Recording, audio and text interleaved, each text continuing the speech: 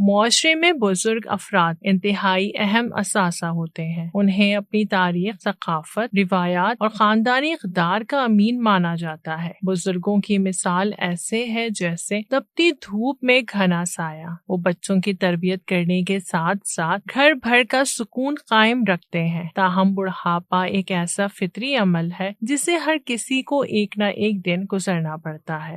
ہر سال دنیا بھر میں 1 اکتوبر کو بزرگ افراد کا عالمی دن منایا جاتا ہے تاکہ معاشرے میں بزرگوں کی اہمیت، ان کے حقوق اور مسائل کو اجاگر کیا جا سکے۔ بزرگ افراد ہمارے خاندانی ورثے، تاریخ اور روایات کے امین ہوتے ہیں۔ ان کی مثال تپتی دھوپ میں گھنے سائے جیسی ہے۔ ان کے تجربات اور رہنمائی سے نہ صرف نسلیں پروان چڑھتی ہیں بلکہ گھر کا سکون بھی قائم رہتا ہے۔ اس دن کی ابتدا 1991 میں کی گئی تھی۔ اقوام متحدہ کی جنرل اسمبلی نے 14 دسمبر 1990 کو ایک قرارداد کی منظوری کے بعد یہ دن منانے کا اعلان کیا۔ عمر رسیدہ افراد کو بالعموم صحت، غذا، تفریح اور جذباتی سہارا جیسی بنیادی ضروریات کی کمی کا سامنا اور مسائل درپیش ہوتے ہیں۔ یہ ایسے مسائل ہیں جن کو حل کیا جا سکتا ہے۔ بزرگ افراد کا وزن جلد کم ہونے لگتا ہے، اس لیے ان کی غذا کا خاص خیال رکھا جائے۔ معمر افراد کی انفرادی